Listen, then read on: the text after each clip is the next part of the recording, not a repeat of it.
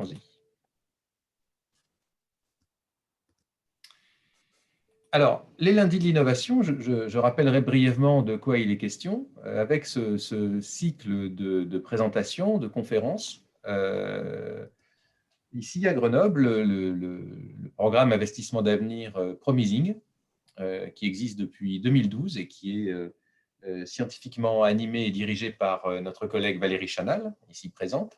Ce programme invite des personnes qui ont un point de vue sur l'innovation, donc un point de vue engagé, un point de vue pratique, avec ce cycle de conférences qui existe depuis de nombreuses années, 8 ou 9 ans. Nous avons l'occasion, tous les mois, d'écouter quelqu'un qui nous raconte son expérience d'innovation, qui vient faire un retour réflexif de sa pratique innovante, qu'il s'agisse d'une innovation liée à un service, à un usage, à une manière de faire, à une transformation d'une organisation. Et donc, comme je viens de le dire, il ne s'agit pas a priori de conférences académiques, mais plutôt d'une conférence qui met en lumière la manière dont quelqu'un ou un collectif, une organisation ont tenté de transformer et d'innover. Alors, c'est donc dire que la présentation de ce soir fait exception, puisque nous avons la chance d'écouter quelqu'un qui est à la fois un collègue et un expert, hein, qui est Fabien Bonnet, qui est maître de conférence en sciences de l'information et de la communication à l'Université de Haute-Alsace, à la Faculté des sciences économiques, sociales et juridiques de Mulhouse. Il est membre du Centre de recherche sur les économies, les sociétés, les arts et les techniques, CRESAT. Alors, un premier temps de ses activités de recherche a été consacré à l'émergence des pratiques et des outils de gestion de la relation client, ainsi qu'aux discours qui les ont accompagnés. Il développe aujourd'hui la problématique plus large du rapport entretenu et outillé entre les organisations et leur public. Cette orientation le conduit à questionner les discours managériaux formulés en termes d'innovation participative ou plus spécifiquement de design thinking. Alors, cette conférence est aussi l'occasion de montrer que pour nous, pour le collectif Promising, pour les étudiants du Master Management de l'Innovation de Grenoble IAE, qui constituent une partie du public qui est présent ce soir, eh bien, l'innovation aujourd'hui est pensée à travers, par le biais du design, et notamment du design thinking. Alors, je profite, juste avant de donner la parole à Fabien Bonnet, je profite aussi de cette occasion pour dire que cette relation entre l'innovation et le design nous qualifie, hein, qualifie le collectif Promising et le Master Management de l'Innovation, puisque finalement, elle préfigure une Design Factory qui aura lieu, qui se déploiera à Grenoble, qui est en train de se déployer, et on peut le dire aussi, un séminaire de recherche sur le design qui sera apporté par des designers et par des spécialistes de sciences humaines et sociales, qui va probablement, c'est ce que nous souhaitons en ce moment, se développer dans les années qui viennent. Alors, on pourrait dire donc que la présence de Fabien Bonnet est le signe de cette évolution, puisqu'il est lui-même expert du design et du design thinking et collègue qui s'intéresse à la transformation des organisations, donc ce qu'on appelle l'innovation, par le biais de ces pratiques de design. Donc Fabien, on te remercie de ta présence à distance, hein, et on te donne la parole pour donc 45-50 minutes avec une présentation. Alors je demande c'est déjà le cas, mais je le rappelle, hein, je demande aux participants, comme nous sommes nombreux, hein, nous sommes ce soir près de 90 et peut-être d'autres personnes vont encore se joindre. Je demande à chacun donc d'avoir une discipline assez forte, hein, en coupant son micro. Et puis, je pense pour les questions ensuite, en levant la main avec une des icônes dédiées, hein, je pense qu'on va procéder comme ça, ou à la rigueur en déposant sa question dans l'espace de discussion. Voilà. Fabien, c'est à toi. Merci beaucoup. Merci beaucoup. Alors, je vais partager les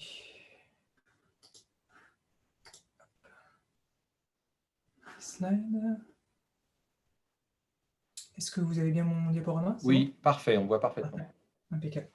Ben, merci beaucoup pour cette invitation, pour vraiment l'occasion qui m'est donné de m'exprimer devant un public déjà aussi nombreux et aussi spécialisés. C'est vraiment très agréable de pouvoir évoquer ces questions-là en si bonne compagnie. J'espère que, voilà, bon, on est sur un format à distance, donc j'espère qu'on n'aura pas de soucis techniques, mais a priori, tout a l'air de très très bien fonctionner, donc c'est parfait. Effectivement, je vais essayer Enfin, bon, pour moi, le challenge aujourd'hui, c'est de faire le lien vraiment entre une pratique du design thinking qui est, comment dire, partagée par un grand nombre de personnes ici présentes, et des questionnements de recherche qui sont, voilà, que je développe maintenant depuis quelques mois, années, en essayant de faire en sorte qu'on soit vraiment sur comment dire, un croisement qui soit fécond, quoi. C'est-à-dire que j'ai vraiment le projet de proposer un regard par la recherche. Alors ma recherche est en sciences de l'information et de la communication, pas en design, ou même pas en management, mais voilà, de proposer un regard par la recherche sur les pratiques managériales en essayant de contribuer le plus possible au débat sur ces questions. Alors, je vais commencer par un constat, assez basique, j'ai envie de dire. Pour lancer cette intervention, il me semble possible de partir du constat de l'importance prise par les discours sur l'innovation en organisation. Encore une fois, voilà, c'est un constat très basique, mais ce qui me semble plus intéressant, c'est que ces discours sont formulés par une très grande diversité d'acteurs sur de nombreux médias, sur de nombreux supports, et ils mobilisent tout un archipel de notions sur lesquelles il est possible de revenir, des notions auxquelles on s'habitue, mais qui ont quand même un sens très spécifique si on s'y arrête un instant. Disruption, entrepreneuriat, concurrence élargie, créativité, agilité. Voilà, je entends par exemple que maître de conférence à l'université de Haute-Alsace à Mulhouse, je n'ai qu'à traverser la rue pour aller voir un gros incubateur qui, voilà, pour qui ces termes font absolument partie du quotidien. Et je peux imaginer que c'est le cas pour un certain nombre de personnes présentes aujourd'hui. À titre d'anecdote, je suis moi-même réveillé tous les matins par une pastille radiophonique vantant la disruption au nom d'un cabinet de conseil. J'avoue que c'est un peu crispant. Et j'ai mis l'image. Je trouvais très amusant, par exemple, sur la page d'accueil de Radio Classique, d'avoir côte à côte la disruption, la technologie, mais pas seulement, avec des gens qui nous proposent donc, du coup un regard très entrepreneurial sur la question, le tout sous une publicité pour les 2000 ans de musique chez Harmonia Mundi. Voilà, on voit qu'on a un mélange des registres, et on a une présence de cette thématique de l'innovation dans des espaces insoupçonnés. À l'échelle individuelle et au cœur des pratiques managériales, cette innovation fait l'objet d'injonctions formulées en termes de créativité, en termes de réactivité, et on attend du professionnel qu'il soit innovant lui-même, tout autant qu'il participe à une dynamique d'innovation qui le dépasse ou dans laquelle il s'intègre. L'innovation oscille donc entre objectifs, stratégie, compétences reconnues et compétences attendues des professionnels également.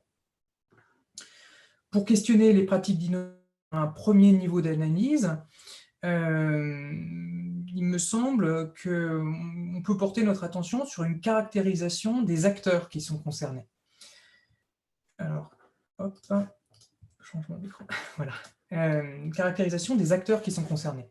Alors, la figure de l'entrepreneur, a fortiori dans le domaine du numérique, et avec l'aide du numérique, donne corps à cette innovation. Souvent, elle l'incarne aux côtés de divers managers détenteurs d'une forme de légitimité en matière stratégique. Mais cette image d'ordre socio-économique mobilise, selon moi, un imaginaire spécifique, des représentations et un système de valeurs concernant plus largement les organisations, ce qu'elles sont, ce qu'elles peuvent être, ce qu'elles devraient être. On peut y déceler l'idée d'une force de l'intention apte à se traduire en acte, à se traduire en fait. C'est à la marge ce que nous dit Michael Porter dans son article « Qu'est-ce que la stratégie ?» Ce sont des pratiques spécifiques, une offre différente de celle des concurrents certes, mais surtout différente des pratiques qui ont été délaissées. Choisir, c'est savoir délaisser. On choisit des activités uniques, des dispositifs identifiés, des éléments d'offre lisibles. Et en ce sens, l'innovation serait donc avant tout une pratique par laquelle on se projette. On fait des choix quant à ce qui va advenir et on conçoit un dispositif. Et cette notion de conception, elle est présente, selon moi, dès la notion d'innovation. Mais au-delà de l'image d'Épinal du génie visionnaire, de l'entrepreneur charismatique, une image qu'on croise quand même très fréquemment, l'innovation est bien sûr souvent le fait de collectifs, et pour le dire plus clairement, d'organisation. Le génie qui sommeille en nous, aussi lumineux soit-il parfois, n'est que rarement seul. C'est pourquoi je m'attache à l'identification plus précise des acteurs de l'innovation dans leur diversité. Et pour mettre l'accent sur cette diversité, il me semble qu'il est plus aisé de s'intéresser à des structures qui ont davantage tendance à spécialiser les tâches, les grandes entreprises, les groupes industriels. Et il s'agira de comparer ces structures, par exemple, aux startups, à ces PME de l'innovation, ou à des projets qui sont tout simplement individuels. Choisissons donc tout d'abord des structures où l'innovation n'est pas trop concentrée, pas trop assimilée aux pratiques et aux qualités supposées d'un individu. J'ai pour ma part été familier d'une entreprise à la culture singulière, EDF. Je peux également m'inspirer d'un groupe international du secteur de l'aromatique, à la croisée de plusieurs marchés B2B, quelle que soit la manière d'ailleurs de délimiter ces marchés, qu'on les structure à l'échelle géographique, par exemple par pays, par continent, par aire géographique, ou en termes de catégories de produits, en catégories d'applications, par exemple des arômes pour l'agroalimentaire, pour la parfumerie, que ce soit pour parfumer un plastique ou une pâtisserie. On n'est pas exactement sur les mêmes applications.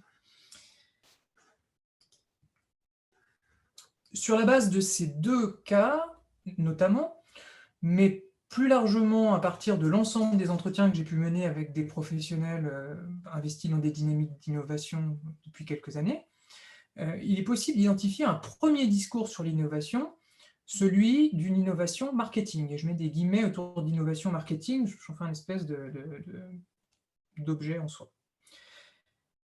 Ce discours évoque généralement l'intensité de la concurrence et la volatilité des clients pour justifier la recherche d'une innovation, c'est-à-dire notamment la recherche d'une nouvelle offre, synonyme d'avantage concurrentiel temporaire. On reconnaît vaguement Schumpeter, pas trop loin. L'offre à ajuster, à concevoir, est alors à la fois technique et symbolique. Son positionnement, le positionnement de cette offre, relève à la fois de l'ajustement d'une prestation, certes, mais aussi de la préfiguration d'une signification qui puisse être attribuée aux activités de l'entreprise. On va concevoir à la fois l'offre qu'on va pouvoir concrètement proposer et un sens qui pourra être donné à cette offre par le public. L'innovation concerne alors la nature de l'offre, bien sûr, mais aussi la manière de la faire émerger dans un contexte social donné et de la valoriser dans ce même contexte. À ce sujet, on peut évoquer les travaux de Bernard Kova sur les tendances marketing ou ceux de Pierre Vol sur la relation client. J'ai dit tout à l'heure que j'avais travaillé sur la relation client, c'était une réminiscence de cette époque-là. On a tout un tas de travaux en marketing qui évoquent cet aspect innovation marketing. Mais si la démarche marketing est cyclique, c'est l'ajustement permanent de l'offre qui est garant de la capacité à innover.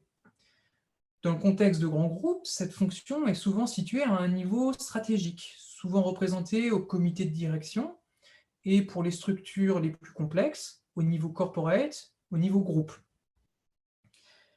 À cet échelon stratégique, l'un des enjeux est ainsi la caractérisation et l'évaluation des trends, des signaux faibles dont la prise en compte pourra aboutir à la génération de concepts. C'est le domaine des business cases, censé permettre l'évaluation de ces opportunités. D'un marché à l'autre, ce type d'activité stratégique sera d'ailleurs plus ou moins visible, plus ou moins légitime. La dimension assez abstraite, l'anticipation des réactions affectives des publics, trouvera un écho différent selon que l'on parle de matières premières ou de parfumerie fine, de plasturgie ou d'énergie.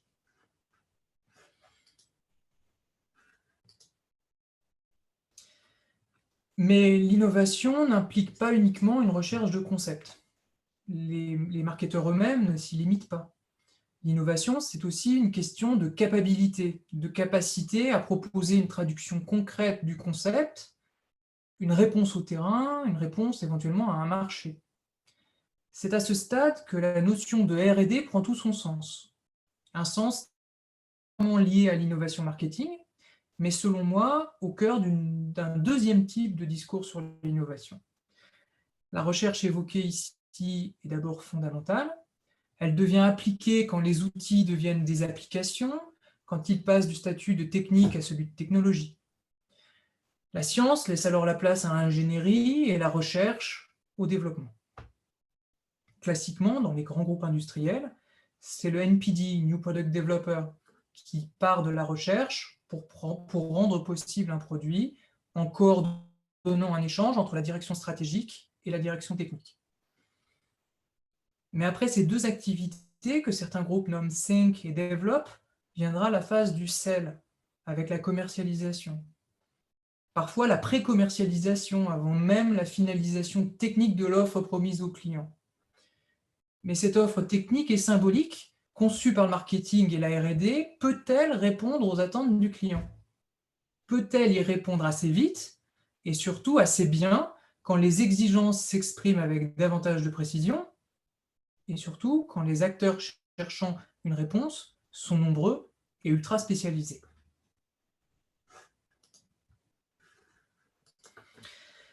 Afin d'alléger les process, de rendre l'entreprise plus réactive, le mode projet a constitué une innovation managériale majeure des années 80. L'organisation perd alors un peu de sa lisibilité pyramidale pour accepter un court-circuitage temporaire de la ligne hiérarchique à travers la formation d'équipes ad hoc. Le gain de réactivité est alors à évaluer à l'aune de la densité réelle des projets ainsi institués. Que faire quand le projet en question n'est qu'un nouveau nom donné à une tâche sans appui spécifique? J'insiste bien, à une tâche. C'est par exemple ce que j'ai pu constater récemment au sein d'une équipe d'ingénieurs d'un grand groupe du secteur de l'électroménager. Plutôt qu'un réel court-circuitage temporaire de la hiérarchie pour répondre aux exigences de souplesse liées à un projet complexe, n'est-on pas alors en face d'un simple dysfonctionnement organisationnel? N'est-ce pas la dimension implicite, la place laissée au flou, qui caractérise avant tout cette démarche? Les tâches concernées, mises à distance des mécanismes de pilotage, ne sont-elles pas avant tout isolées et in fine détachables, rendues dispensables ou même externalisables?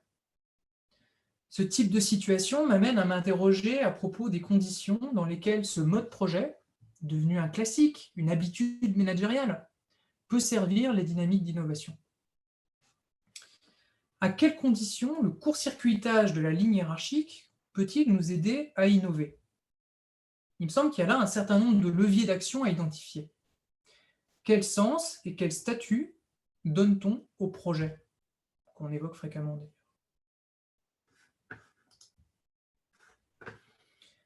Les laboratoires d'innovation interne, communément appelés labs, constituent, selon moi, un mode d'expression spécifique de ce mode projet, en lien avec les problématiques d'innovation qui nous intéressent spécifiquement aujourd'hui. Que faire en effet quand nos inventions, au sens de Norbert Alter, ne deviennent pas innovation? Comment appréhender le fait que le produit d'un process de R&D ne suscite finalement que peu de réactions, de pratiques conformes aux souhaits des concepteurs? comment intégrer à nos méthodes de conception le fait que l'innovation n'est pas qu'une question de pratique, mais une question d'usage, à la frontière des affordances envisagées par les concepteurs et de l'appropriation par les cibles. Comment, en tant qu'organisation, accepter finalement les ruses de nos usagers, cette manière qu'ils ont de ne pas accepter nos offres sans une part de relecture, voire de détournement. À cela, les acteurs des laboratoires internes d'innovation répondent qu'un lab n'est pas un département de R&D. Que sont-ils alors? Mon hypothèse est que ces labs ne sont pas qu'une matérialisation d'un mode organisationnel, à savoir le mode projet. Ils sont aussi le lieu d'expression privilégié d'une certaine culture du projet, d'une culture de conception au sens de Stéphane Vial. Je profite d'ailleurs de l'occasion qui m'est donnée pour préciser que nous allons lancer un appel à contribution au mois de janvier à propos de cette question spécifique des cultures de conception. D'un point de vue organisationnel tout d'abord, les labs se positionnent généralement à la marge de l'organigramme, à la manière d'une fonction support au sens de Mintzberg, mais toujours avec l'appui d'une direction qui finance, et qui finance dans l'attente d'un sursaut d'innovation. C'est déjà ce premier point, ce positionnement à la marge de l'organigramme, qui permet de distinguer le lab du département R&D. Mais la distinction s'opère également au plan d'une certaine culture managériale. Les différentes productions des labs que j'ai pu consulter présentent en effet de nombreux points communs. L'exemple le plus significatif de ce type de discours est à mes yeux celui développé dans l'ouvrage Le Lab des Labs, qui a été coédité cette année sous licence Creative Commons par le collectif Co-Design It, le CNAM, le Commissariat général à l'égalité des territoires et Futur Public. Au passage, j'avais une très belle édition matérielle, papier, avec une relure complètement folle, enfin, c'est quelque chose de très sympa. Les 277 acteurs de lab publics et privés rassemblés à cette occasion nous disent qu'un lab, c'est l'expérimentation permanente. Alors moi, quand je vois arriver ça, je me dis, chouette, quel bel objet, ça va être passionnant. Pour synthétiser à la serpe le propos développé dans cet ouvrage, le lab héberge, et là je vais y aller doucement parce que j'ai essayé de densifier vraiment au maximum, donc le lab héberge une équipe dédiée qui intervient face à des situations complexes en proposant un processus participatif de caractérisation du besoin pour ensuite envisager des solutions qui pourront être d'ailleurs rejetées ou améliorées ensuite, dans la mesure où ces itérations seront peu coûteuses, car appuyées sur un prototypage rapide. Voilà pour à peu près l'essentiel du propos. Le problème et la solution seront donc peu à peu affinés conjointement sur la base de ces retours d'expérience intermédiaires, laissant une place à l'émergence d'une innovation. On a là deux notions qui sont peut-être articulées, conception d'un côté, émergence de l'autre. En ce qui concerne le discours qui accompagne ces dispositifs que sont les labs, il me semble intéressant de noter sa tonalité généralement assez revendicative. C'est le cas pour cet ouvrage, c'est le cas pour tout un tas d'autres productions issues de structures comparables. On l'a dit, leurs acteurs se présentent comme acteurs de structures spécifiques, dont les pratiques répondraient à l'impératif d'innovation par la mobilisation de méthodes elles-mêmes spécifiques. Le Lab des Labs nous propose une liste, qu'il reconnaît d'ailleurs partiale et non exhaustive de ces méthodologies. On y retrouve l'approche CK, Concept Knowledge, développée notamment par Armand Actuel, des méthodes dites agiles, plutôt issues de l'industrie du software, le Lean Startup, plutôt développé dans l'optique du lancement et de la validation de projets entrepreneuriaux, la méthode co-développement, plus largement différentes approches du coaching, la méthode CPS, Creative Problem Solving, etc., etc. Ces méthodes possèdent toutes leurs subtilités, leurs spécificités et leur champ d'application prioritaire. J'en retiens cependant quelques points saillants. Premier point, la dimension collaborative, participative, inclusive, impliquant une diversité d'acteurs et notamment de fonctions dans le cadre d'une organisation. Il s'agit à la fois d'inclure pour permettre un engagement des acteurs dans les projets, Mais il s'agit aussi d'un pari sur l'hétérogénéité, sur le fait que les groupes hétérogènes sont plus performants, plus efficients que les groupes homogènes. Deuxième point, l'acceptation d'une forme de perte de contrôle. Ce qui est conçu au nom des usagers ne peut être ajusté sans une prise en compte répétée des retours formulés par ce dernier. Au secret de la conception experte, du bureau des méthodes ou du commissariat au plan est préférée une forme d'itération qui concernera même la définition du problème, avant celle de potentielles solutions. Je repense ici à la fiche présente dans de nombreux labs. Ceux qui pensent que ce n'est pas possible sont priés de ne pas déranger ceux qui essaient. Voilà. Il me semble que c'est vraiment ce qui illustre le mieux cet aspect-là. Enfin, troisième point, l'itération garante d'une forme de pertinence de la solution s'appuie sur une mise en situation, et souvent même sur l'expérience d'un lieu. Cette mise en situation implique souvent la production de dispositifs stimulant ou préfigurant cette situation à évaluer. À la parole managériale ou institutionnelle succédera souvent l'expérience sensible, la perception de visualisation, de prototypes, de formes complexes, mais qui sont des formes également moins univoques.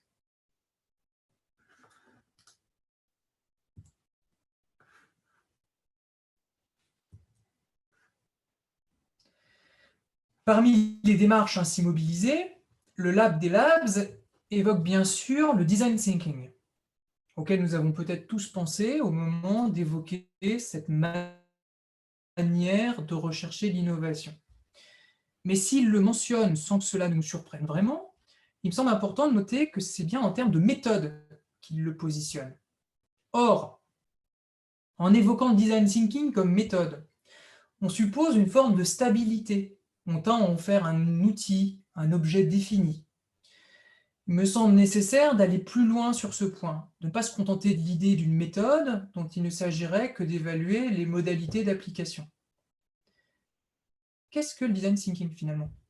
C'est peut-être ça la question.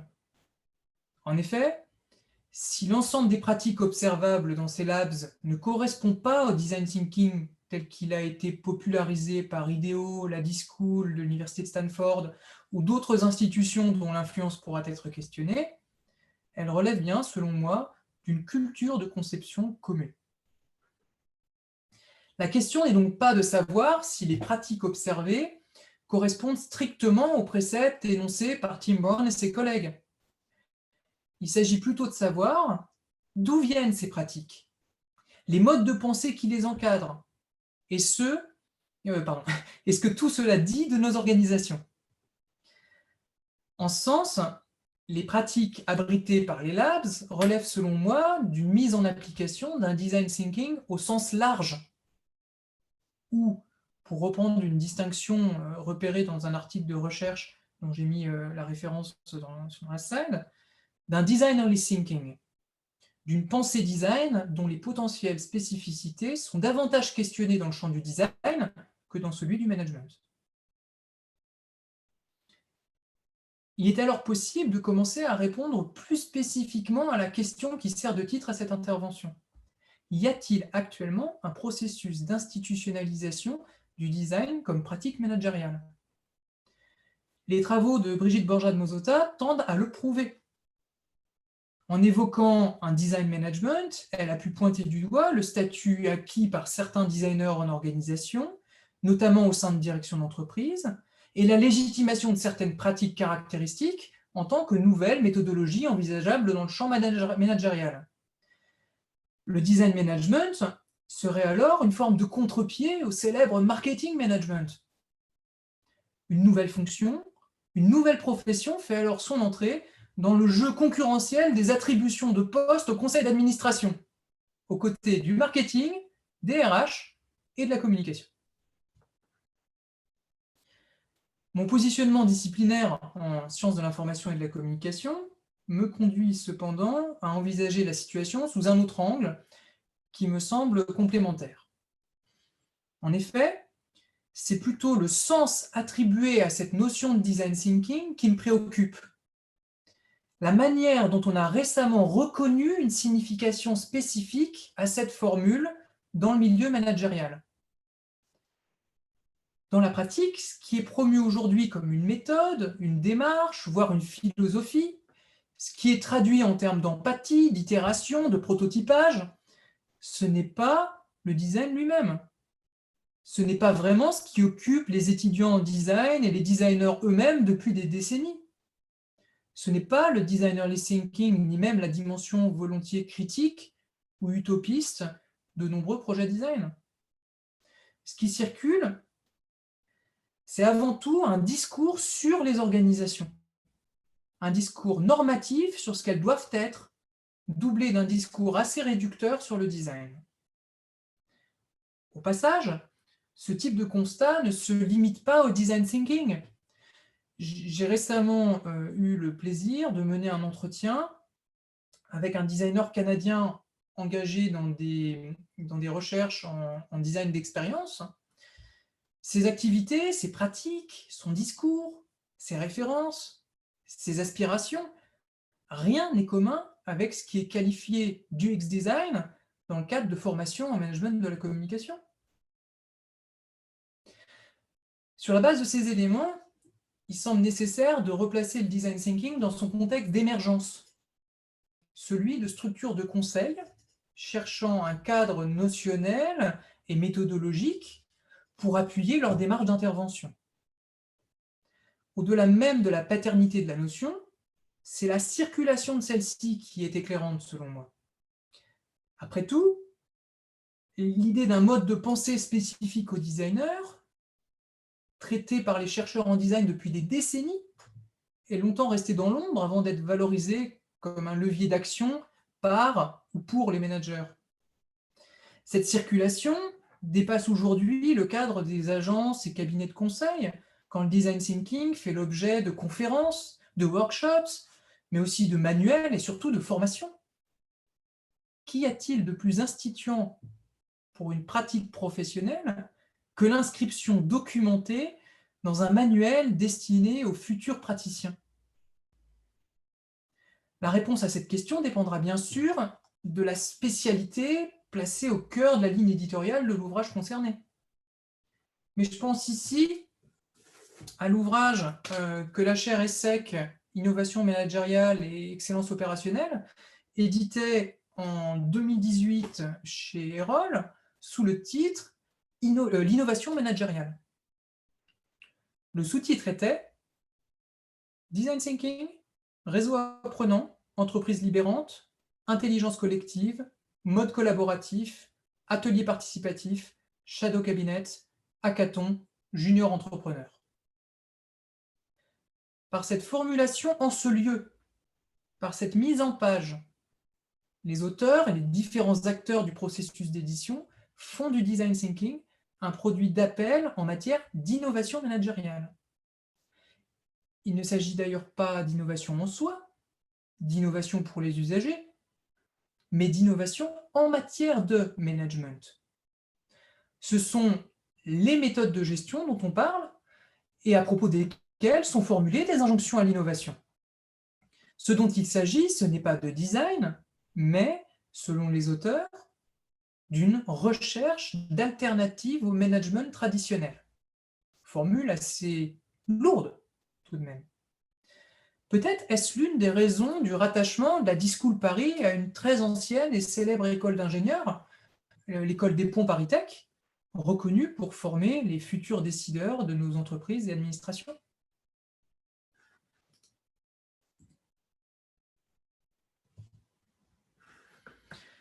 Sur la base de ces constats, il est tout de même possible de se demander pourquoi c'est le design qui fait l'objet de cette mise en avant, dont je vous laisse évaluer s'il faut la qualifier ou pas de récupération. Est-ce pour son potentiel d'attraction, faussement mais fréquemment associé à une forme d'esthétisation? Pour sa part de mystère, liée à une définition toujours polémique? Du simple fait de l'activité professionnelle de ses plus célèbres ambassadeurs? La réponse la plus prudente me semble pouvoir être articulée autour d'une idée assez simple. Le design thinking est séduisant, tout en donnant l'impression de répondre aux besoins actuels des organisations. à ceux des projets que nos contemporains tentent de porter dans un contexte en constante évolution, un contexte social, économique, culturel, technologique, et j'en passe. Si l'organisation et ses acteurs sont confrontés à ce qu'il est convenu de qualifier de perte de sens, ou, pour le dire dans des termes qui sont plus conformes avec mon positionnement scientifique, si la manière d'attribuer du sens à son activité en organisation a évolué ces dernières années, il est intéressant de constater que le design thinking a séduit. C'est une première dimension qui est loin d'être négligeable. Au-delà d'une critique frontale du caractère potentiellement simpliste de solutions que chaque consultant développe comme offre, comme prestation, il est possible de se demander si ce n'est pas la forme, le format des injonctions à la créativité sous couvert de design thinking qui a séduit. En effet, ce qui change avec ce type de discours, c'est la place accordée aux images, à la visualisation, à l'expérience située, à d'autres formes que le texte. Et selon moi, un recours moins systématique à la notion d'intention, c'est-à-dire in fine à celle de stratégie. Loin de moi l'idée d'une organisation anarchique, mais il me semble que le design thinking, en proposant de lier organisation et matérialité, organisation et expérience dans les discours managériaux, questionne en fait la place accordée à la planification, à l'anticipation, à la possibilité même d'anticiper. En effet, au-delà de la stratégie, de l'anticipation, n'est-ce pas la possibilité d'un discours sur l'organisation qui est questionné? Ma question est en fait celle-ci. Le recours à l'iconique, au symbolique, aux images, à des formes et à des dispositifs qu'il s'agit pour les différents acteurs d'interpréter. Ce recours acte-t-il l'impossibilité de parler de nos projets en organisation? De manière plus concrète, y aurait-il une marge de progrès, une possibilité d'innovation dans la recherche d'un mode d'expression, d'un discours qui ne soit pas trop déterministe, qui ne bloque pas trop les possibilités d'interaction sous couvert de stratégie? En gros, quelle place donner à la communication au sens plein du terme, c'est-à-dire bien sûr en termes de valorisation, mais aussi et surtout en termes de médiation dans les dynamiques d'innovation mobilisant le design? Il me semble qu'une réponse à cette question permettrait d'éviter l'abîme d'un design thinking qui ne serait qu'un nouveau gimmick, un jeu de post-it coloré finalement limité à une nouvelle mise en forme du management assez décorrélée des questions d'innovation. De ce point de vue, design thinking et communication me semblent parfaitement indissociables. Une autre piste de réflexion me semble envisageable si l'on considère que le design n'est pas réduit au design industriel. Il y a encore souvent dans les discours de tous les jours, mais passons. Je souhaiterais construire cette partie de mon propos sur la définition que Richard Buchanan donne du design en insistant sur la résolution de problèmes tordus, wicked en anglais dans le texte, ce qui se traduirait par complexe. D'autres définitions ou cadrages ont été proposés, mais c'est bien sur cette notion de complexité que je souhaite insister maintenant. Ma question est la suivante. Le succès du design thinking, l'intérêt pour le design exprimé dans le champ managérial, pourrait-il être expliqué, au moins partiellement, par une difficulté chronique de nos organisations à gérer la complexité, l'imprévu, l'instable, l'émergent? L'accueil assez inégal réservé en entreprise aux projets d'innovation développés selon ces méthodes plaide en ce sens. Pour avoir échangé avec un certain nombre d'acteurs des labs évoqués dans l'ouvrage, l'accueil en organisation est quand même loin d'être toujours bienveillant ou on va dire, on n'est pas convaincu d'avance. On ne compte plus, en effet, les critiques formulées à l'encontre de ces doux rêveurs, de ces gens qui n'ont que ça à faire, de ces collègues qui développent des projets sans reporter à personne. Ce que soulèvent ces remarques de plus ou moins bonne foi selon les contextes est essentiel. Le design thinking en tant que pratique managériale est encore souvent perçu comme exotique, comme extérieur aux pratiques managériales normées, et pour faire simple, comme extérieur aux organisations dans ce qu'elles ont de structuré. Mon hypothèse est alors que ce jugement s'explique par le fait que le design thinking s'intègre dans tout un courant de discours managériaux qui tendent à décentrer l'organisation, à renégocier son statut. Que l'on parle de, bon, je m'excuse des anglicismes, mais que l'on parle de customer empowerment, de customer relationship management, de stakeholder marketing, design thinking, l'innovation managériale passerait par une ouverture de l'organisation vis-à-vis de son contexte social. Je dirais même par une forme de porosité vis-à-vis de ce contexte. Or, le design est une pratique qui a intégré depuis des décennies la double contrainte de la conception pertinente dans un contexte complexe. Herbert Simon ne voyait pas l'intérêt de distinguer les modes de pensée de l'ingénieur et du designer. Mais d'autres travaux ont insisté sur le fait que le design n'est pas qu'un management. Ce serait trop simple. Ce que nous pouvons en retenir, c'est pourtant que ces deux pratiques tentent parfois de répondre à des questions similaires. L'enjeu essentiel est ici celui de la gestion du complexe, que l'on outille différemment selon les points de vue. Dans cette perspective, il est possible de tenter une caractérisation des bonnes pratiques concernant non pas le management, non pas le design thinking, mais bien le transfert du design dans le champ managérial.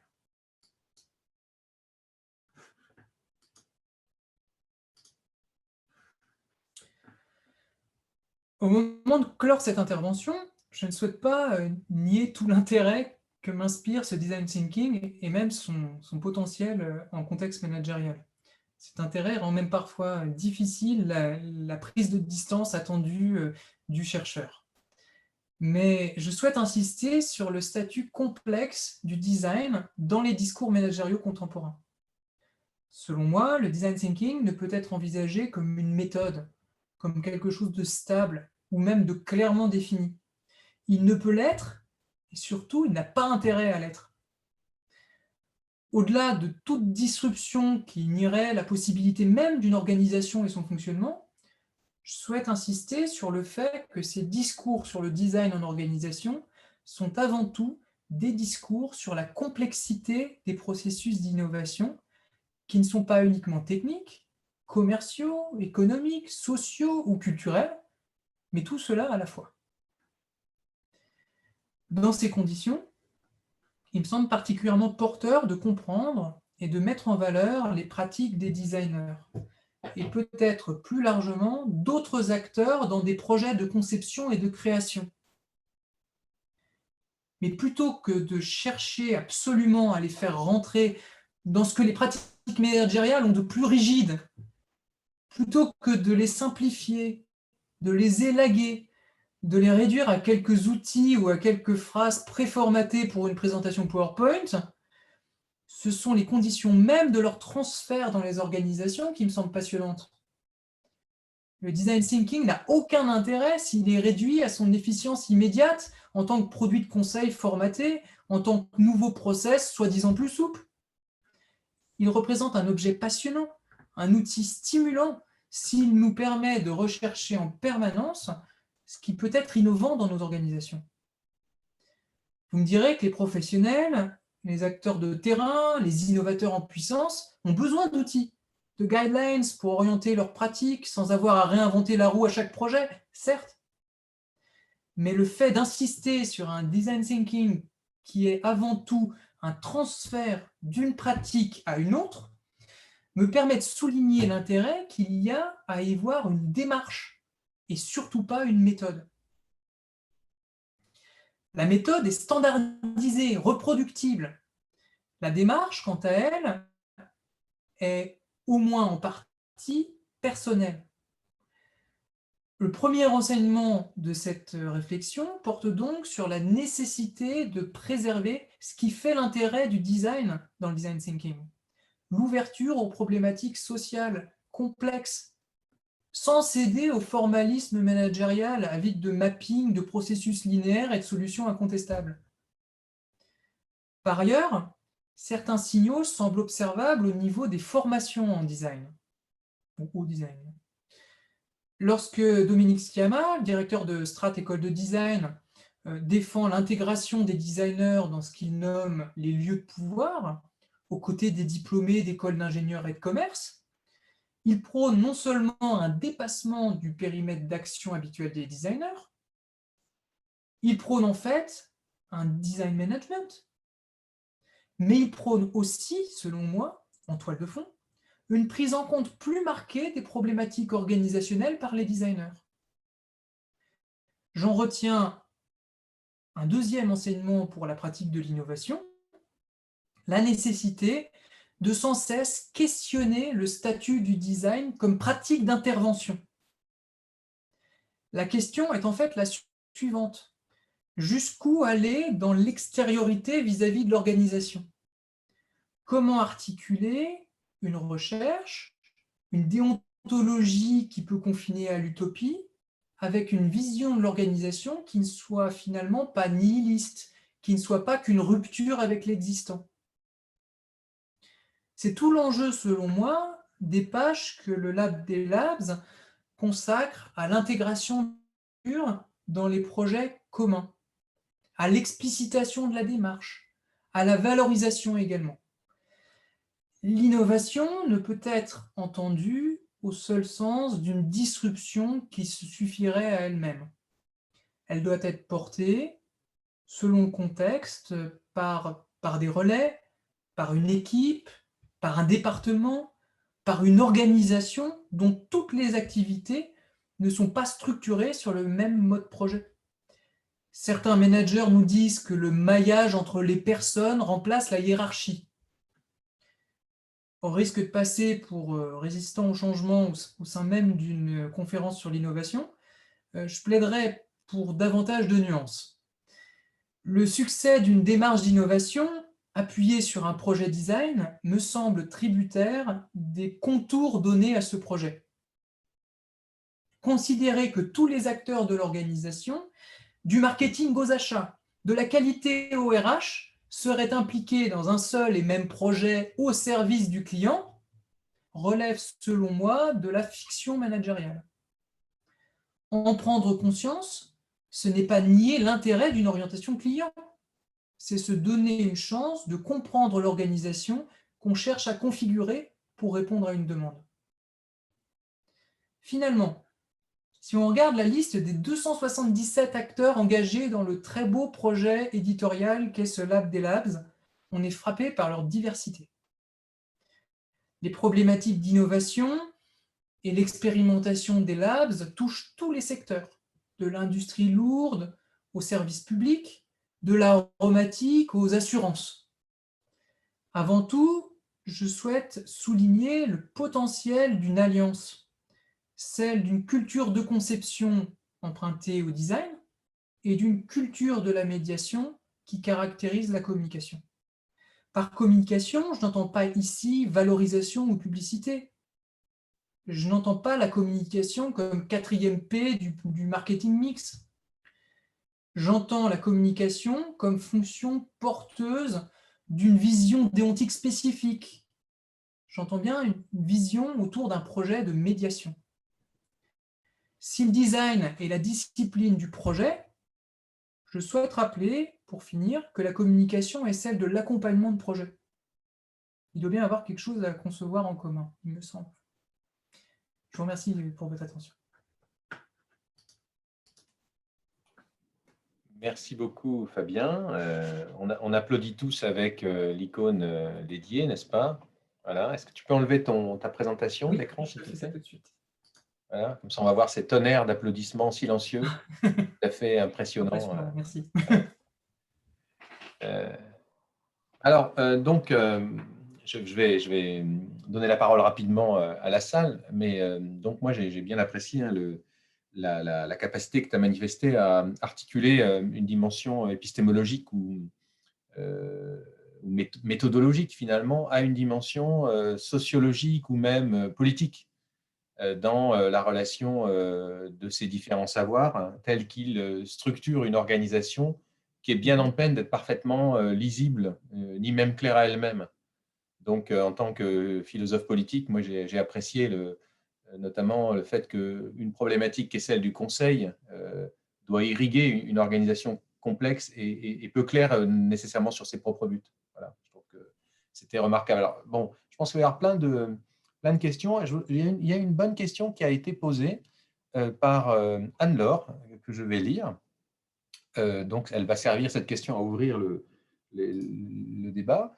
Pensez-vous que le design thinking peut souvent être utilisé par les entreprises pour améliorer leur image et non pour son but originel? Si oui, comment pallier à ces pratiques? Donc, c'est une manière de prendre au mot la question de la communication, mais pas du tout sur le plan où tu l'entendais. Alors, merci pour la question, tout d'abord, mais je pense que c'est des pratiques qu'on connaît, hein, qu'on peut observer dans différents types de structures. Il y a peut-être des cas, on pourrait essayer de trouver une typologie de cas un petit peu. Je pense par exemple à des agences de conseil qui mobiliseront le design thinking comme preuve de leurs compétences, comme pour prouver l'efficience de leur méthode de travail. Donc là, on est sur la preuve de l'expertise avec un argument d'autorité qui est, voilà, je me réfère à quelque chose que tout le monde connaît. Donc ça, c'est un premier cadre qui est possible. Il y a un deuxième cadre qui me semble assez intéressant aussi, c'est l'utilisation, la mise en scène du design thinking dans le cadre d'une démarche de marque employeur. C'est-à-dire que là, on joue sur toute la symbolique du workshop entre gens souriants autour de boissons chaudes et de post-it pour comment dire, voilà, mettre en scène le bon employeur, les bonnes conditions de travail. On est sur du Good Place to Work qui est voilà, mis en scène, quoi. Donc, je pense que c'est deux manières différentes de mobiliser de mettre en scène le design à des fins de valorisation. Après, sur le fait qu'il faille ou pas, comment dire, limiter ces utilisations, je ne prendrai pas position par rapport à ça. C'est vrai que il me semble que c'est un type d'argument pour valoriser une organisation. Si ce n'est pas celui-là, ça sera un autre. Par contre, ce qui est vraiment intéressant, c'est de se demander de quoi les messages sont ou ne sont pas le reflet. Et donc là, on quitte le domaine de la valorisation pour aller vraiment sur celui d'un côté déjà de la méthodologie, puis celui sur lequel j'ai insisté de la médiation en organisation.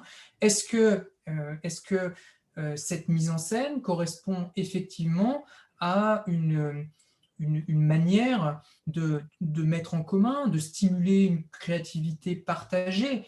Et là, pour le coup, j'ai envie de dire si oui, tant mieux. Voilà. Mais ce qui me semble vraiment intéressant, ce que j'ai essayé de faire à travers ma présentation, c'est d'éviter comme on dit, d'objectiver le design thinking, de ne pas en faire quelque chose. Enfin, on n'a pas des pratiques qui relèvent ou pas du design thinking selon une logique binaire. On a une notion à laquelle sont attribués, selon les contextes, différents éléments de signification. C'est assez intéressant de pointer, bien sûr, toutes les convergences. Voilà, dans le cadre de mon travail, je me suis amusé à rassembler un petit corpus de manuels sur la question.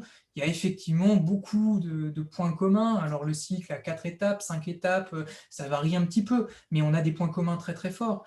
La question qui me semble la plus intéressante, c'est celle des écarts. C'est-à-dire, il n'y a pas finalement le design thinking, mais on a une formule, un élément de discours auquel différentes organisations donnent telle ou telle signification. Cette signification, ça peut être une signification liée à la notion de compétence, Et dans certains cas, ça peut être une signification très superficielle liée à une idée d'actualité, quoi, d'inclusion dans l'actualité. On fait ça maintenant parce que c'est à la mode, quoi, tout simplement. Voilà, donc je voudrais pas être normatif en essayant de prendre, de prendre la distance avec la normativité, justement, mais voilà, je pense que je pense répondre à cette question. Très bien. Est-ce que quelqu'un peut poser une question de vive voix?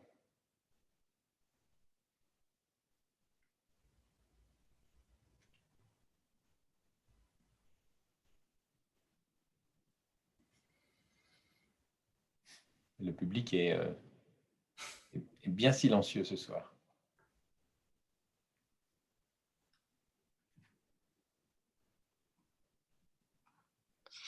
Alors, je vois qu'il y a une question dans le chat. Attendez. Oui, il y a beaucoup de réactions et de commentaires dans le chat, mais bah, si tu veux, je te laisse en prendre connaissance. Oui, Fabienne, oui. oui. Merci beaucoup, Fabien, pour cette présentation qui était vraiment très claire, avec une montée progressive vers la problématique. En termes de, est-ce que vous avez réussi à faire une sorte d'état des lieux concernant la présence réellement du design thinking ou d'une pensée design dans des structures, où on en est en termes de pourcentage d'intégration de ces pratiques-là, parce qu'on en parle beaucoup, mais sur le terrain, est-ce que vous avez pu faire un état des lieux d'entreprises, que ce soit des petites entreprises ou des grandes entreprises, qui ont réellement intégré des designers avec toute la portée du type de démarche que vous avez présenté? Parce que depuis ces 20 dernières années, au-delà de l'effet publicitaire et de l'effet marketing pour des agences de conseil en innovation, quid de la réalité de terrain, en fait, comme on a actuellement la même problématique sur l'émergence de la question de l'intelligence artificielle, qui devient à nouveau le nouveau, comment dire, Eldorado de l'innovation. Donc, entre cette période de cette puissance fantasmatique autour du design dans les organisations et sur la question de l'innovation, est-ce que ça a vraiment le temps de s'institutionnaliser, ou on est déjà dans une nouvelle dynamique qui pourrait être justement celle de l'intelligence artificielle? Alors, je suis désolé, j'ai eu une petite coupure sur la fin de la question, mais je vais répondre à tout ce que j'ai entendu. Voilà. Merci beaucoup. Par rapport à la présence, enfin, à l'expression, j'ai envie de dire, réelle du design thinking dans les pratiques managériales, je pense que, enfin, je n'ai pas de statistiques déjà pour commencer comme ça, mais il me semble qu'on a la nécessité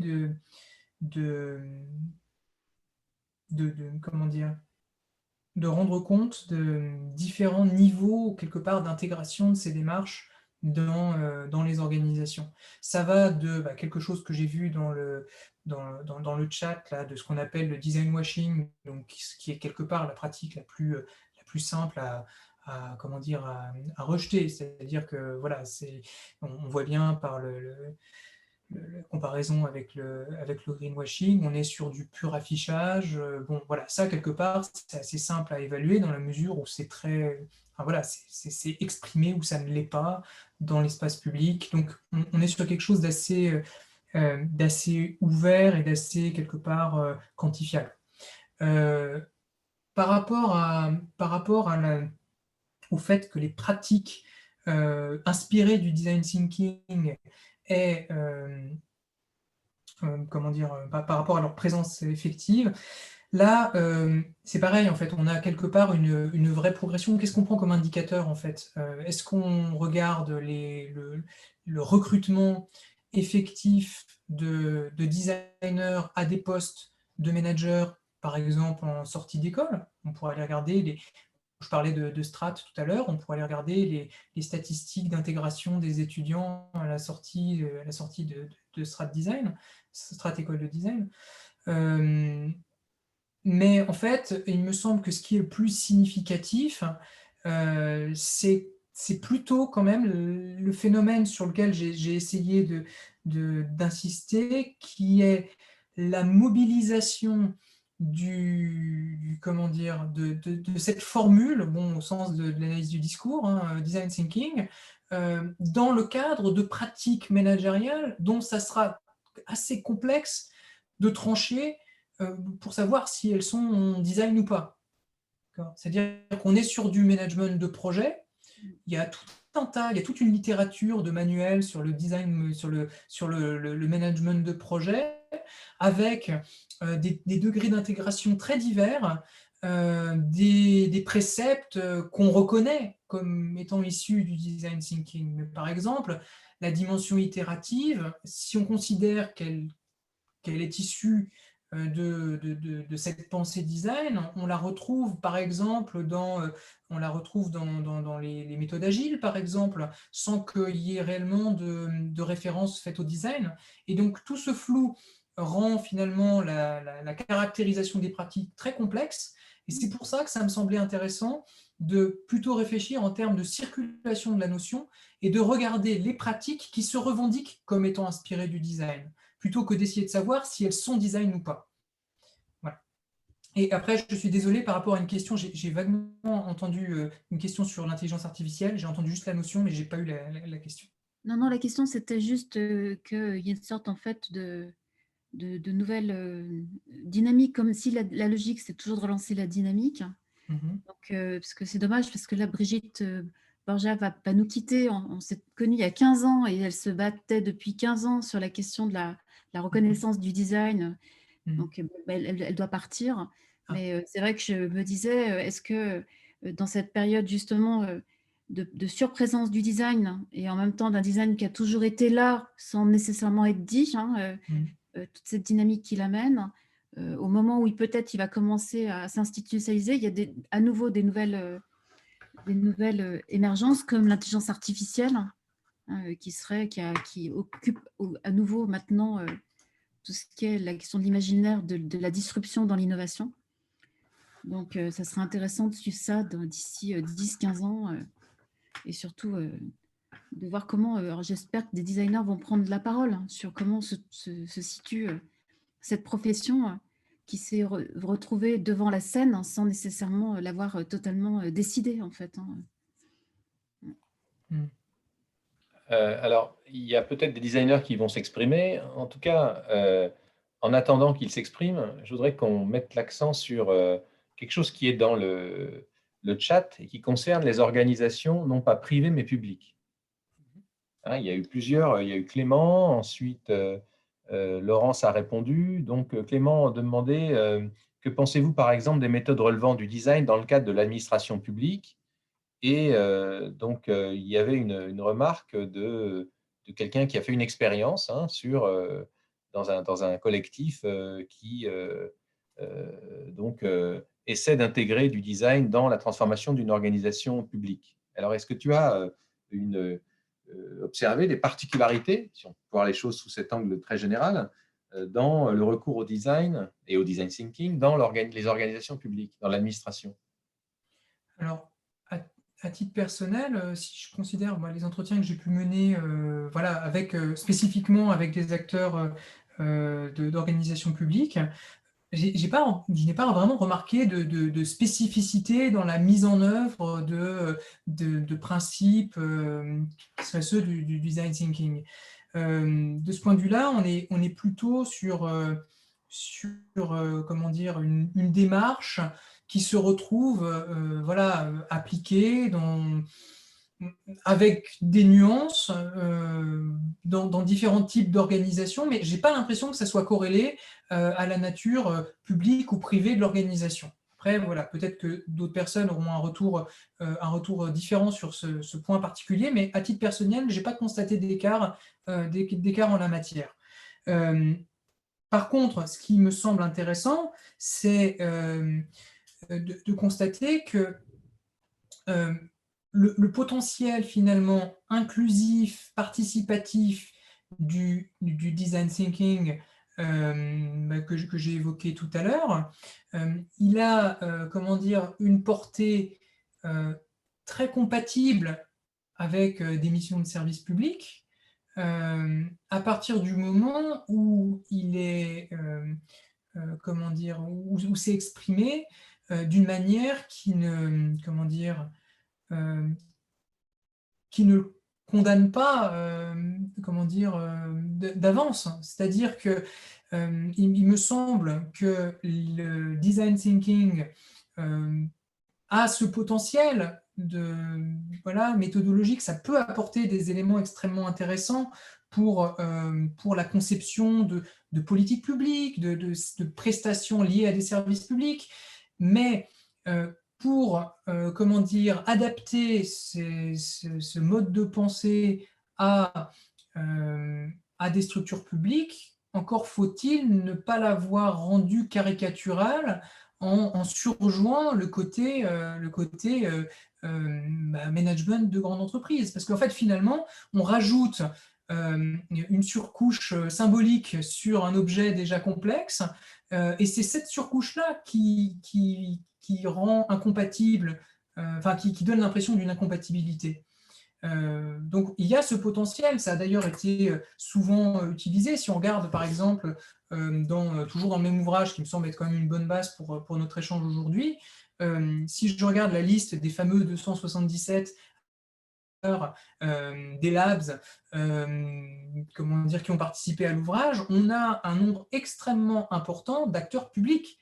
C'est, je pense, essentiellement parce que cette notion, cette trame intellectuelle a réellement ce potentiel. Encore faut-il ne pas en faire un pur objet figé. Et figé pourquoi ? Figé pour rentrer dans des processus clients ou figé pour rentrer dans des processus de conception tout à fait, comment dire, stabilisés ou contraignants. Alors, il y a une main levée de Stéphane Hubac, que je salue. Bonjour Thierry, bonjour Fabien. Merci beaucoup pour votre présentation. Donc, je travaille chez ST Microelectronics et je travaille en particulier pour accompagner des processus de conception. Et ce que vous soulevez comme souci, je vais vous pointer un problème essentiel, c'est que dans la conception, on a d'un côté un problème systémique, c'est-à-dire la structuration de ce qu'on veut mettre en œuvre opérationnellement, qui se passe au niveau des fonctions du processus, des fonctions d'usage, enfin ce qu'on veut concevoir. Ça, c'est quoi et pourquoi. Mais après, effectivement, on a le comment, la fonction des ressources techniques et la fonction des ressources humaines. Et chez Actuel, comme vous me le disiez, il allait en complément de ce qui était dû avant, qui était uniquement de la conception pour du problem solving, et il propose la notion d'expandable rationalité, notamment pour dire que le processus de conception doit inclure les hommes. C'est-à-dire doit inclure le changement qu'a l'impact d'un changement de processus et ou d'usage et ou de ressources techniques sur la relation complémentaire entre les hommes. Et en fait, ça, c'est un problème d'opérationnalisation. Et le problème qu'on a avec le design thinking, comme vous le dites, c'est le fait que quand on fait de la conception systémique, l'opérationnalisation, la genèse de la conception passe par une opérationnalisation dans laquelle on vient changer les cultures et les relations entre les hommes. Donc la structure fonctionnelle de l'organisation est figée, mais doit accepter une nouvelle façon de relationner. Et notre problème principal aujourd'hui, c'est de trouver des objets frontières. Le design thinking est un processus qui permet de partager au travers du langage, d'intégrer de nouvelles formes relationnelles, mais en aucun cas un système qui nous permet de structurer, d'opérationnaliser et notamment de changer complètement ces géographies de liens entre des hommes, des outils, des processus et des usages. Et du coup, c'est là-dessus qu'on travaille aujourd'hui. Et je pense que Actuel introduit quelque chose de très intéressant avec Expandable Rationalité, puisqu'il, dans le processus de conception, est inclus un processus de conception au niveau des des équipes sans changer, sans déstabiliser les organisations. Et je pense qu'un des gros problèmes qu'on a avec le management, c'est que comment rentrer dans ces modes sans avoir peur de, entre guillemets, de perdre le pouvoir dans ces structures qui ont eu tendance à être silotées. Je résumerai ça et j'aimerais votre avis, c'est que toutes ces méthodes, Lean, etc., si elles sont uniquement dans une forme de mettre des normes à la place de normes, c'est-à-dire qu'elles planifient pour contrôler, elles ne libèrent pas ce qu'on appelle, Deming appelait do et act, le savoir-faire dans l'action, et on se retrouve avec des formes qui ne permettent pas de coopérer. Vous voyez ce que je veux dire? C'est-à-dire d'aller vers des systèmes où on valorise le savoir-faire, basé sur des... Et on vient modifier les planifications en relation avec le management. Et notre problème aujourd'hui, c'est ce problème principal. J'aimerais votre avis sur ce sujet. Et il me semble que c'est un peu ce dont vous parlez dans votre... Voilà. Je vous remercie beaucoup pour votre présentation. Merci beaucoup pour cette question, puis pour tous ces éléments. Alors, il me semble que, en fait, votre question, elle se réfère principalement, enfin, je pourrais la traiter en la liant à un point spécifique de ce qu'on a évoqué, qui est cette question du statut du designer ou du praticien d'un design thinking en tant qu'intervenant. C'est-à-dire vraiment cette idée, bon, je ne voulais pas, comment dire, brouiller les pistes en disant qu'il se place en tiers médiateur, mais c'est vraiment cette idée-là, c'est-à-dire qu'on a normalement, traditionnellement, on est sur une fonction qui est quand même souvent une fonction d'intervenant, une personne qui est extérieure à un processus et qui apporte une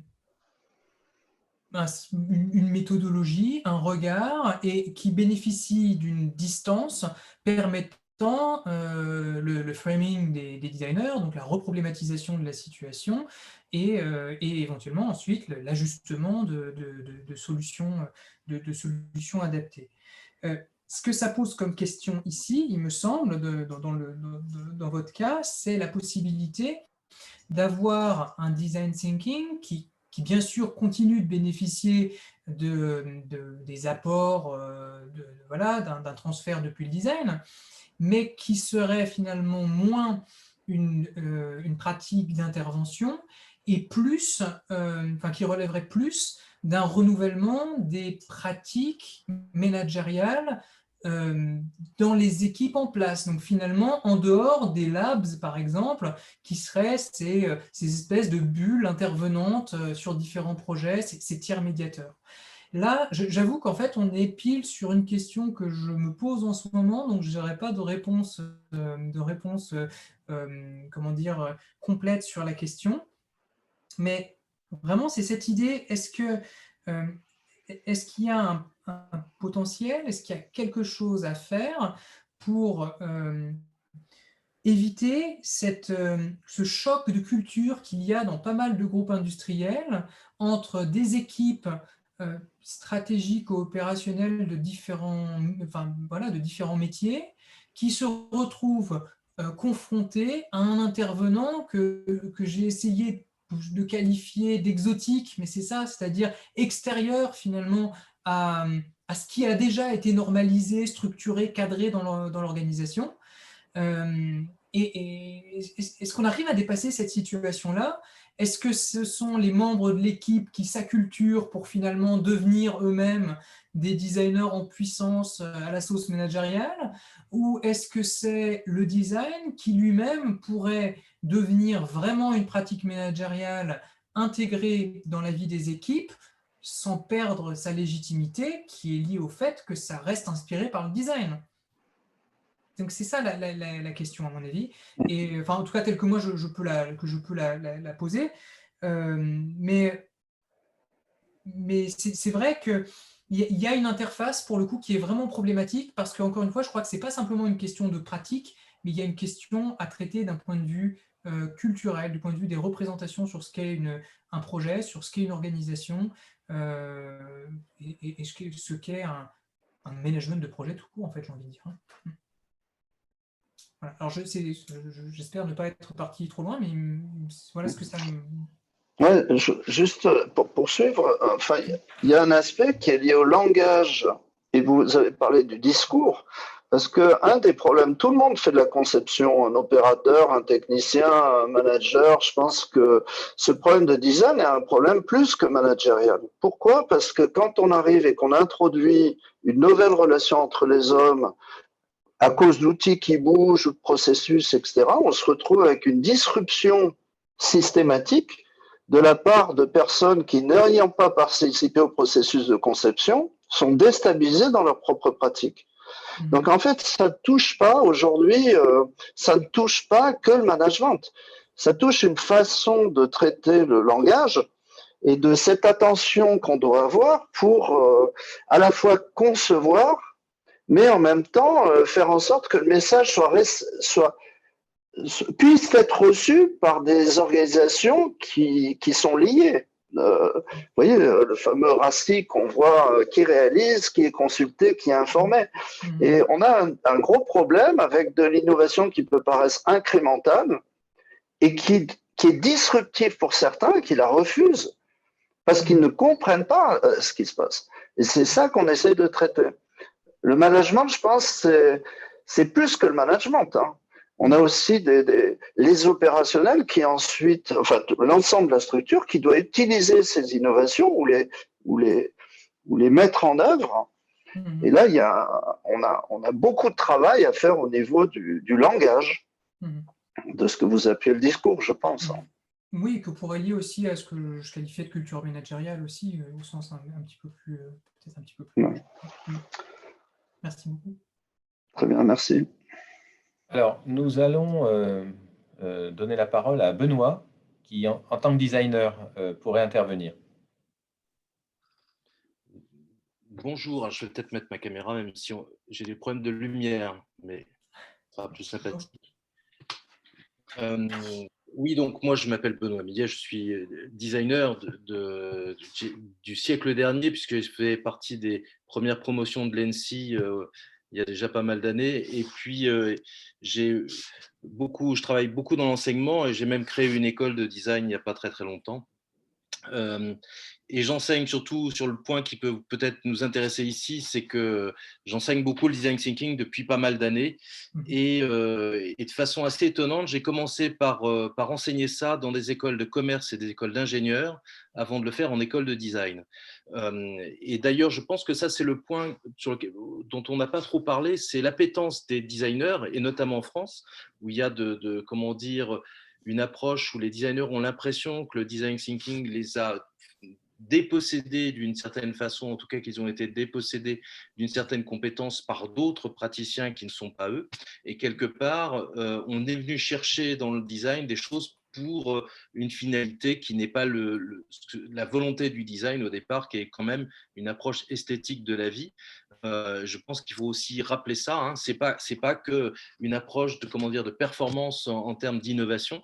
C'est d'abord une vision esthétique de la vie qui peut être, on va dire, qu'on souhaite partager. Mais en tout cas, c'est ça au départ. Alors, il y a un point que je voulais relever parce que j'avais posé une question sur l'appétence des jeunes designers diplômés que je connais bien pour des fonctions management. Et on se rend compte que c'est assez rare. Il y a Yo Kaminage qui n'est pas designer, mais qui est manager du design, m'expliquait sa difficulté à recruter des designers qui acceptent de rentrer dans ce type de fonction, parce que très souvent, finalement, ils essaient d'échapper aux fonctions de management. Ils aiment faire plutôt que de faire, par exemple. Ce qui est moi, je me rends compte quand j'accompagne des jeunes designers. Et donc, c'est vrai que c'est aujourd'hui, on parle beaucoup de design thinking en termes de management, mais on se rend compte que finalement, dans le management, il y a peu de designers. Il peut y avoir des gens qui ont été formés au design, mais des designers, il n'y en a pas tant que ça.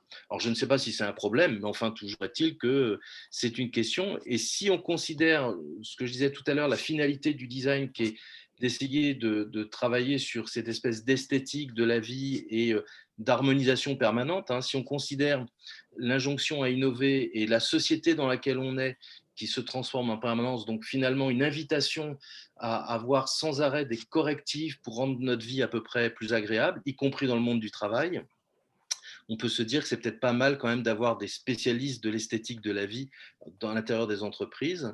Donc peut-être qu'il y a un correctif à faire sur la formation des jeunes designers.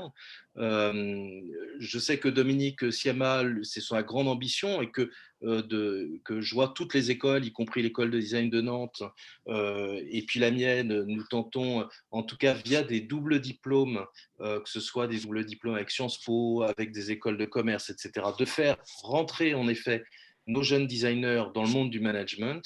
Mais ce n'est pas simple parce que nous n'avons pas toujours cette appétence-là de la part de nos propres élèves. Voilà. D'accord. Alors ça, c'est assez, ça me semble vraiment intéressant parce que ça renforce quelque part ce propos que j'ai quelque part, je dois avouer que j'ai hésité à placer dans le texte, à propos de cette dimension utopiste au sens large des designers. N'étant pas moi-même designer, j'ai un petit peu de mal à prendre position aussi fermement sur la question, mais effectivement, il y a encore une fois quelque chose là qui relève d'un système de valeurs, de représentation sur ce que sont les organisations, sur ce qu'elles devraient être.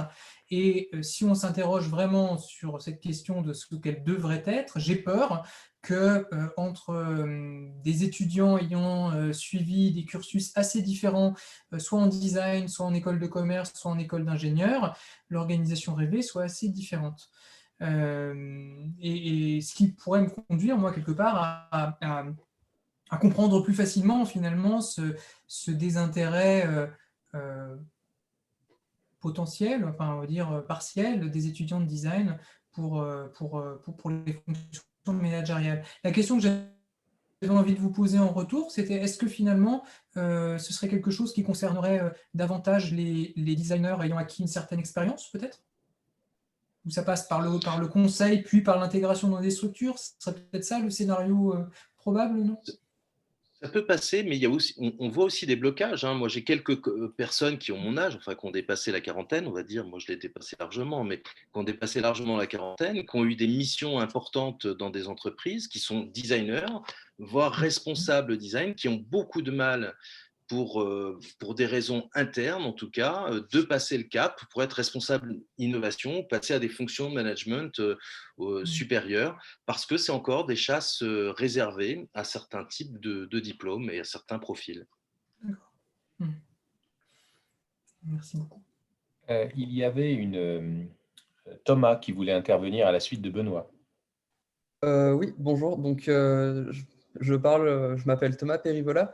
C'est simplement parce que je corresponds exactement au profil que vous indiquez. En fait, je viens d'une école de design, donc j'ai fait un cursus en design graphique, suivi d'un cursus plutôt en intégration multimédia, donc du développement web. Et ensuite, je me suis dirigé vers un DSA, donc un diplôme supérieur d'art appliqué en design interactif, pour enfin finir du coup dans le M2 ici en management. Et simplement pour faire un retour d'expérience, pour du coup avoir pu faire un cursus en design initialement, en fait, pour avoir plutôt du coup de l'expérience du DSA de Villefontaine qui est un peu spécifique parce que c'est un cursus où on retrouve à la fois des designers d'interaction, mais aussi des designers produits. Et en fait, ce qu'on nous enseigne, c'est par la porosité des sujets qu'on va nous proposer, à vraiment être capable de comprendre, enfin en fait, ouais, avoir de la porosité pour les différentes pratiques qu'on va trouver en entreprise, parce que la deuxième année de ce DSA se fait en entreprise, et on nous demande justement d'avoir un peu cette attitude de porosité, d'aller comprendre comment fonctionnent les entreprises et comment est-ce que le designer doit aller chercher des leviers dans les entreprises pour mieux les comprendre. Et en fait, c'est cette posture qu'on nous a demandé d'avoir en DSA qui fait, et qui je pense est très intéressante parce qu'elle pousse en tant qu'étudiant à aller justement vers des diplômes plutôt dans le management pour justement aller chercher ces compétences qu'on n'a pas forcément en design et être capable de comprendre comment ça fonctionne le milieu managérial pour justement aller chercher ces leviers et après par contre revenir vers une pratique de designer et avoir du coup la connaissance de ces leviers et savoir où agir pour faire évoluer les mentalités.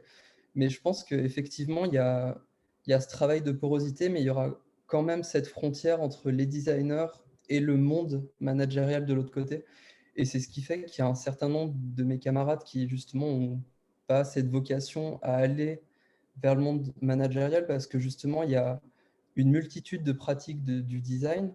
Et cette porosité, en fait, c'est un peu des appétences personnelles qu'on va nourrir ou non. Et je pense que c'est à cause de ça, justement, il y a une multitude de pratiques de design et qu'on retrouve des designers qui vont pas du tout s'intéresser à ces pratiques-là et vraiment les laisser de côté plutôt.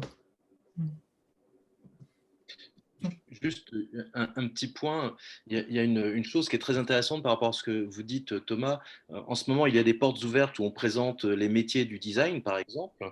Donc, les métiers, on peut penser de façon augmentée, c'est-à-dire les fonctions qu'on peut donner à des diplômés d'école de design.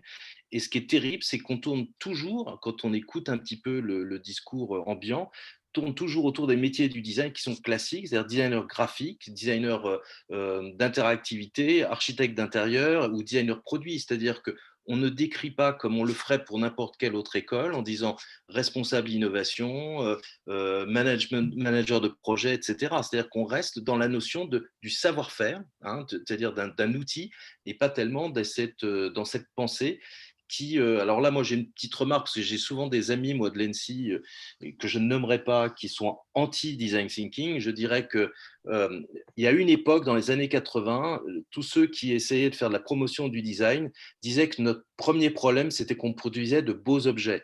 Donc, finalement, on regardait nos books, on regardait les beaux objets, les belles images que l'on produisait, mais pas la façon de faire ces objets.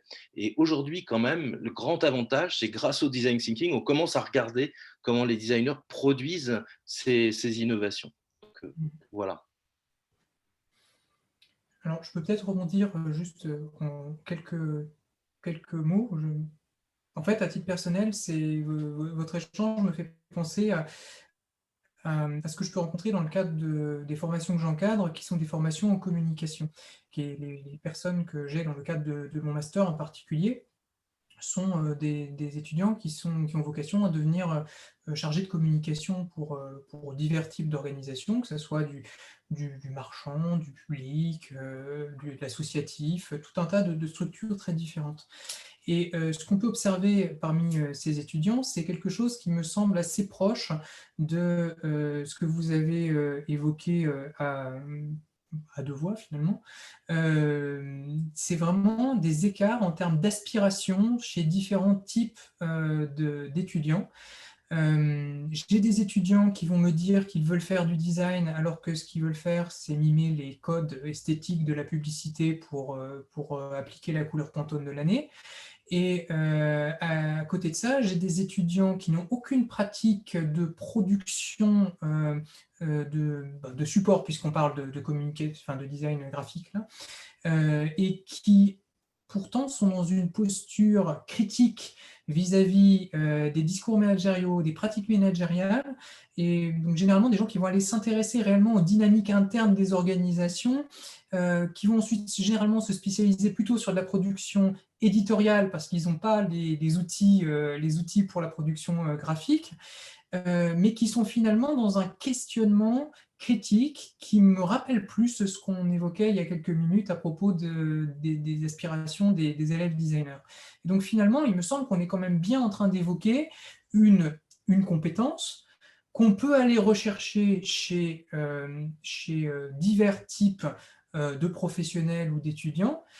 La question est ensuite de savoir quel nom on lui donne, et puis si on la lie directement au design, ou si on en fait simplement une posture personnelle. En l'occurrence, je dirais une posture critique ou une posture de déconstruction des mécanismes organisationnels auxquels on est confronté. Voilà. Ce qui n'est pas, c'est une posture critique qui me semble par exemple essentielle pour des futurs chargés de com qui auraient un petit peu d'ambition et qui doivent comprendre les dynamiques stratégiques, politiques auxquelles ils sont confrontés et au nom desquelles il va falloir qu'ils s'expriment.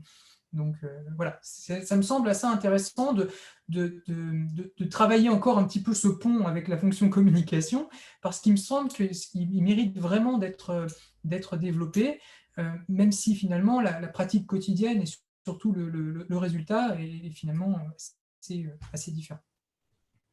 Il y avait une demande de Valérie pour préciser justement certains attendus pédagogiques que nous avons vus dans notre collectif.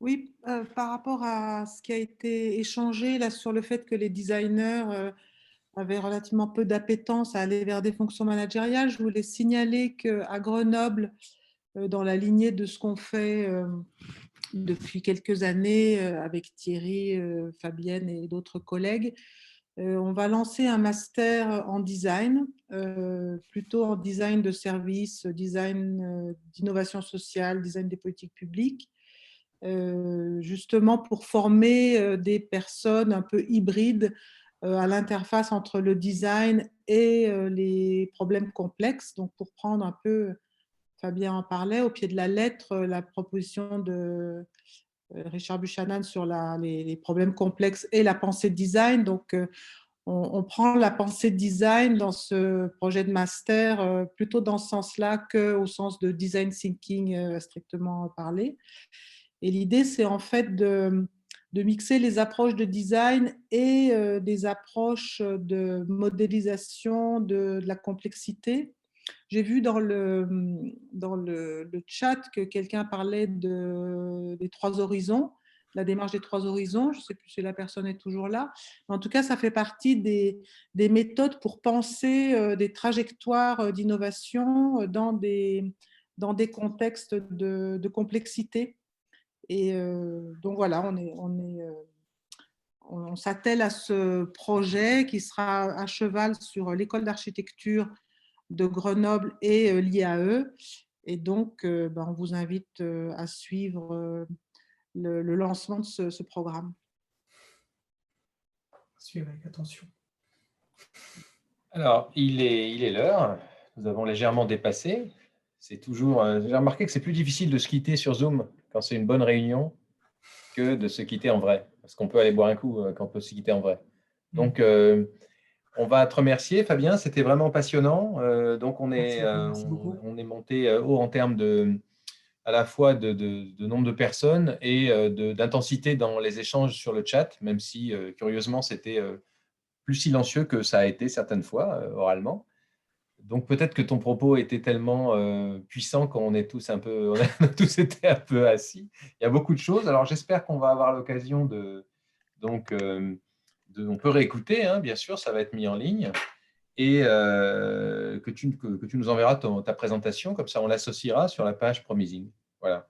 Donc, merci à toutes et à tous. C'était vraiment un bon moment. Il y a vraiment des bons moments d'échange par visioconférence, hein. On commence à en prendre l'habitude. Ça permet de brasser très large en termes de public et c'est vraiment, vraiment très, très intéressant. Donc, je vous souhaite, au nom de notre collectif, les meilleures fêtes possibles, hein, de bonnes fêtes de fin d'année. Je te remercie encore, au nom de ce collectif aussi, Fabien. Et puis, je donne rendez-vous à toutes et à tous le 18 janvier. Alors, à l'heure qu'il est, à quelques jours près, je suis un peu en difficulté pour annoncer la prochaine conférence, mais elle sera mise en ligne. On aura la thématique précise. Voilà, donc à bientôt, et notamment le 18 janvier pour la suite des lundis d'innovation. Au revoir. Merci beaucoup, au revoir. Au revoir. Merci à tous. Bonne soirée. Au revoir Thierry. Au revoir. Salut Stéphane, salut. Merci beaucoup, au revoir. Au revoir Fabien. Au revoir. Bonne soirée.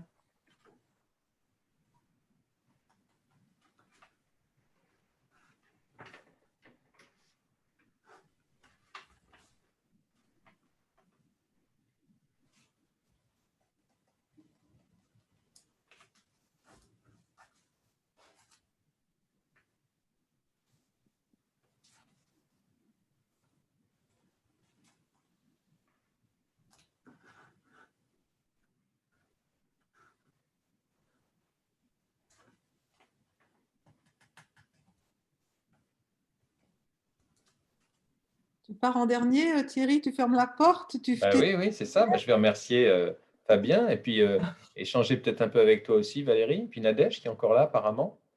Hein, donc, c'était une belle séance, n'est-ce pas? Ouais, super.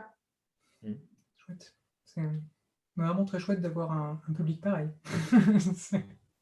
Non, Ouais, c'est puis tu vois, Valérie, il y avait vraiment, avec Fabien, matière hein, pour cette séance mixte aussi, parce que c'était de la recherche, quoi, compte tenu d'enjeux qui ne sont vraiment pas encore stabilisés pour personne, finalement.